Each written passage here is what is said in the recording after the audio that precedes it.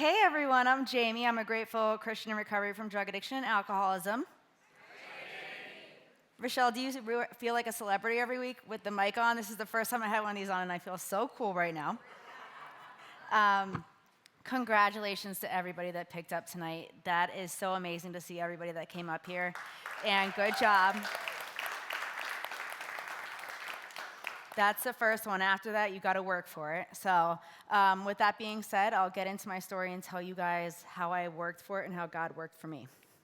My sobriety date is March 18, 2022. I can remember at such an early age feeling so alone, feeling like emotions were overwhelming, feeling like I was supposed to be on top of the world all the time, like it wasn't okay to have a bad day, and no one ever corrected me.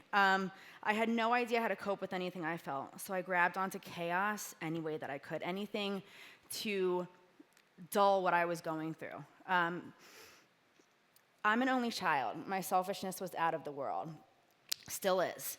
My father was an alcoholic who had an anger problem as well. He was a truck driver and we'd gone for weeks at a time.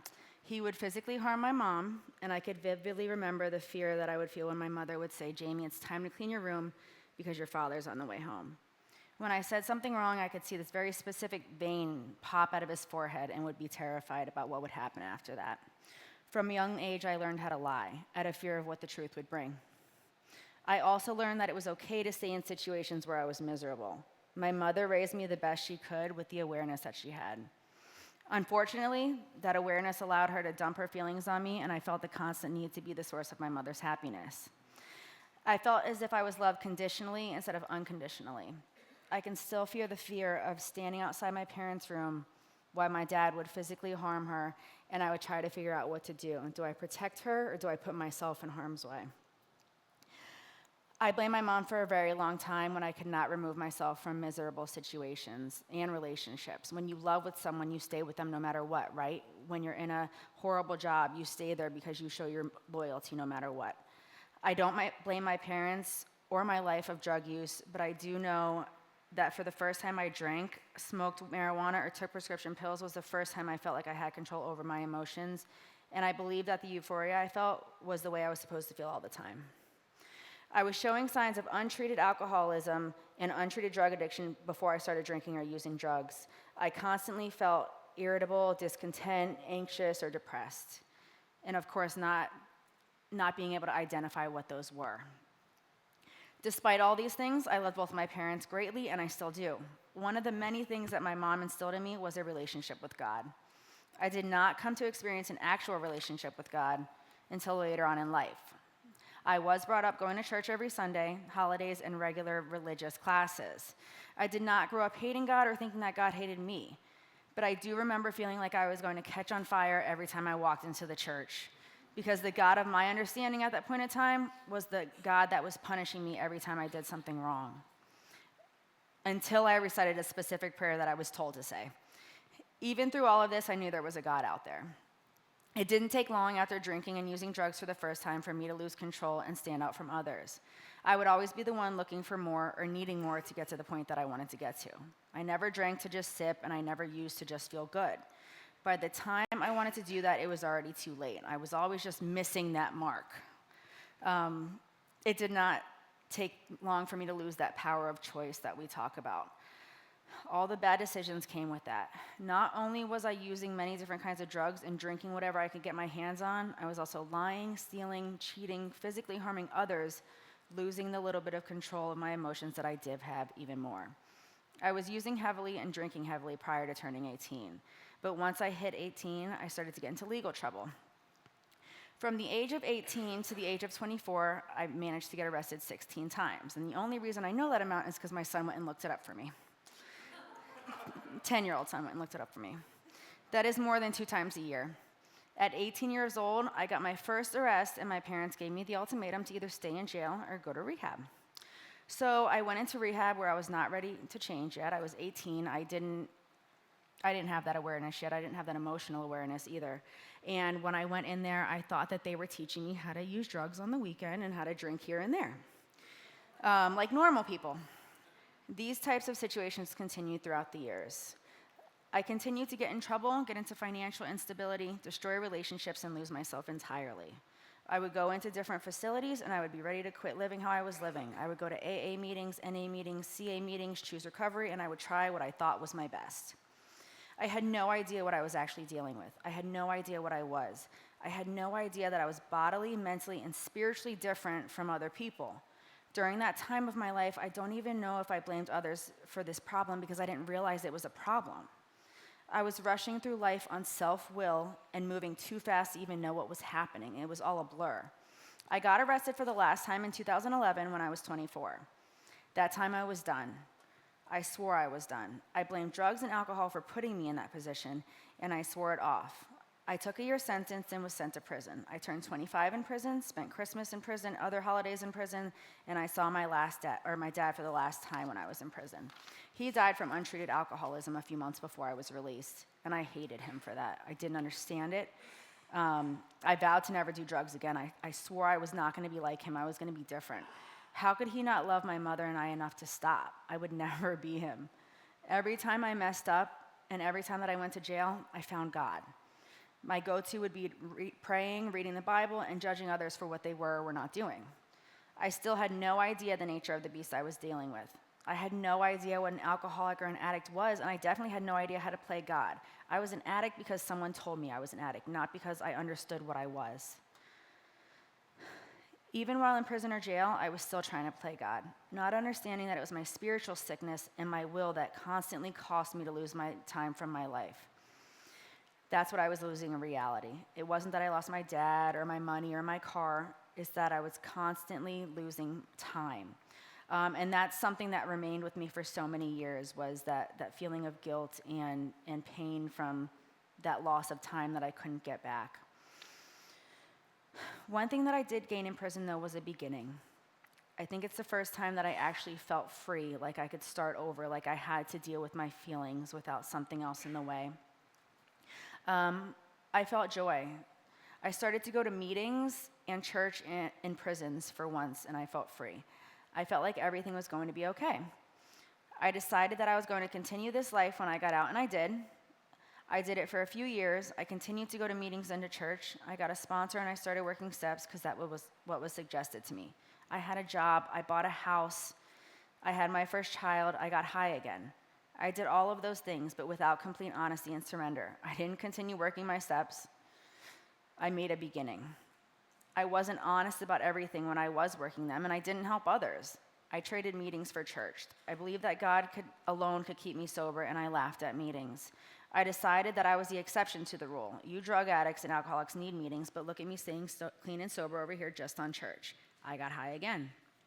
I truly believed that God was going to keep me sober on my own terms.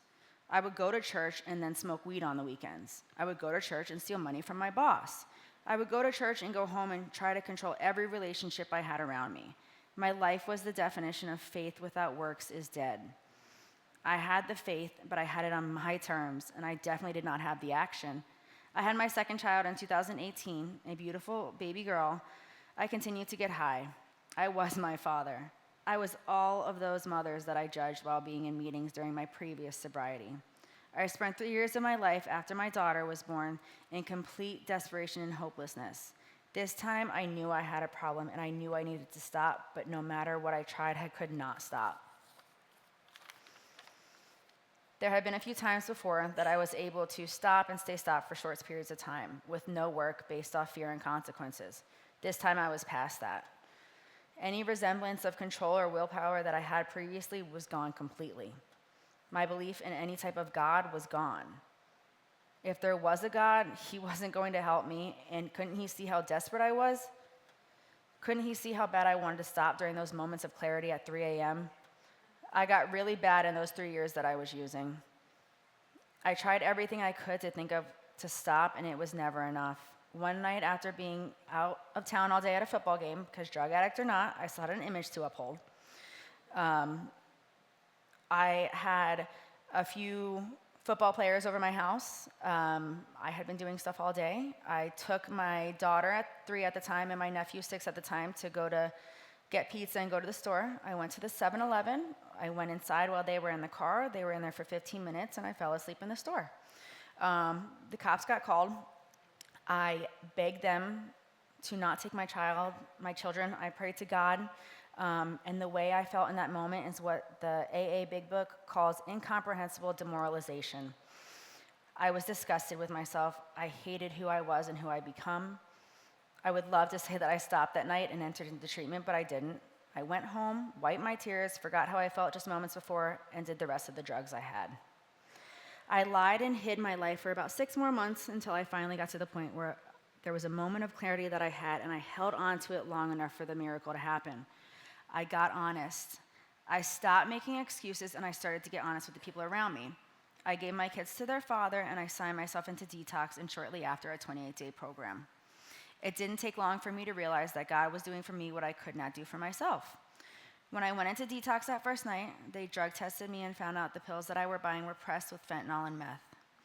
It was only by God's grace that I was still alive and I didn't kill anybody else. While in rehab, they filed a criminal traffic case against me for the situation with the kids in the car outside of 7-Eleven. By the grace of God, I was able to show up to court clean and sober while in the 28-day program. That was only God's timing, not my own.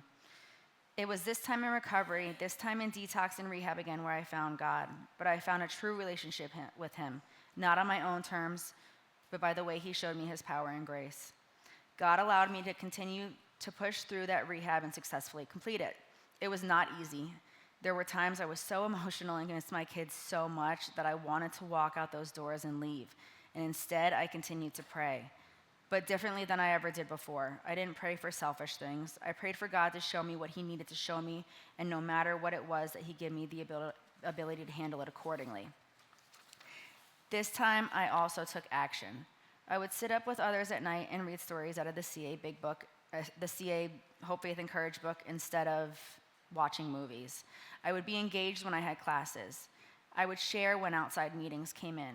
They would tell us that only one of us was going to make it and remain sober, and that would put so much fear in me, but I wasn't going to let up in this time, and I remember thinking, that's going to be me. I'm going to be the one. I knew that I had to go to meetings the day that I got out. I had to go to a meeting, and I had to get a sponsor. 28 days later, I successfully completed rehab. I got out, I went to CA meetings and CR, and I got a sponsor.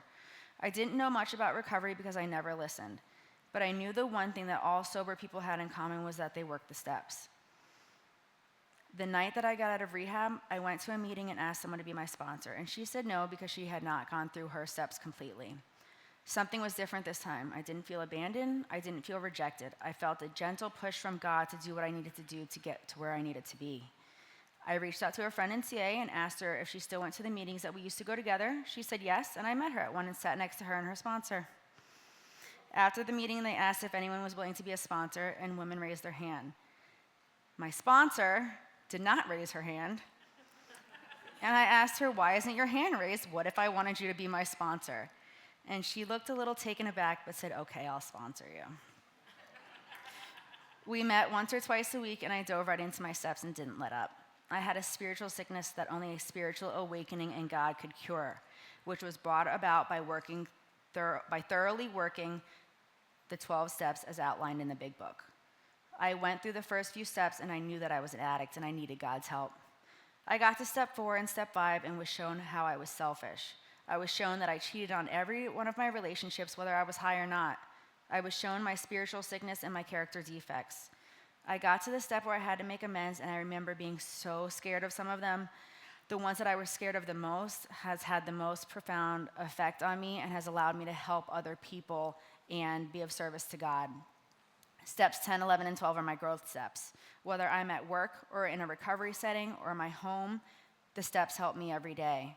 My perception on life has completely changed. I can see where my part is when I harm others. I can see that other people are sick and their reactions have nothing with wanting to hurt me. When I was around 60 days clean, I started to go into Solace Care Detox with a friend from a sober living house, and it was like any other experience. And it wasn't like any other experience. I was talking to people like me that had no idea there was a way out from how they were living. I got my first sponsee doing that, and while taking others through the steps, I continued to learn about myself.